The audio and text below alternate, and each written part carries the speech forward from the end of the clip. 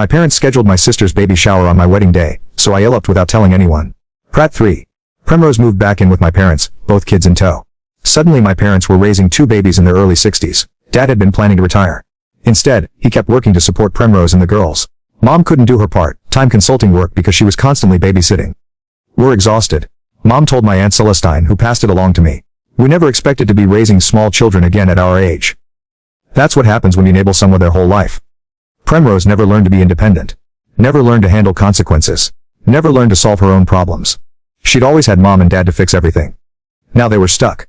I heard through relatives that they kept asking about me, wondering if I'd come help with the girls, suggesting it would be good for me to know my nieces. I never responded. 2 years after my wedding, I got pregnant. Lysander and I were thrilled. We told his family, our friends, people we actually cared about. We didn't tell my parents. They found out through social media when I posted a pregnancy announcement at 20 weeks. Mom called from a number I didn't have blocked. I answered by accident. You're pregnant. And you didn't tell us. Why would I tell you? We don't have a relationship. We're your parents. This is our grandchild. No, this is my child. You already have grandchildren. Focus on them. Can't we move past this? Life is too short for grudges. This isn't a grudge. This is me protecting my child from people who would ignore them the same way they ignored me. We never ignored you. You scheduled a baby shower on my wedding day. You've ignored me my entire life. My child doesn't need grandparents who play favorites. I hung up. Changed my number. They sent letters. I threw them away. My daughter Evangeline was born healthy and perfect. Cordelia and Magnus were at the hospital, helped us bring her home, were constant presences in her life. That's what real grandparents look like. When Evangeline was 6 months old, Dad had a heart attack. Not fatal, but serious. He survived but needed lifestyle changes, medication, stress reduction. Mom called Juniper, begging her to convince me to visit. He needs to see his daughter, meet his granddaughter. This health scare has made him realize what's important. I didn't go. Sent flowers to the hospital with a generic, hope you recover, note. That was it.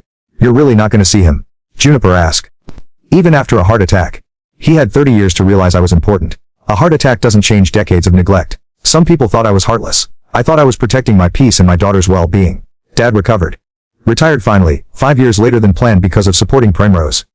They sold their house, downsized to a condo because they'd depleted their retirement savings. Primrose eventually got her own apartment, but the girls spent most of their time with my parents. She couldn't handle being a single mom, kept dumping the kids on them. Meanwhile, my life was beautiful. Evangeline was smart, funny, loved. Lysander and I had a second child, a son named Theodore, when Evangeline was 3. We had family game nights, vacations, traditions. My kids knew their grandparents Cordelia and Magnus, spent every holiday with people who adored them. When Evangeline was 5, she asked, "How come I only have one grandma and grandpa? Some people have more, some have less." I explained carefully. What matters is being surrounded by people who love you. I have lots of people who love me, she said confidently. Yes, you do. 5 years after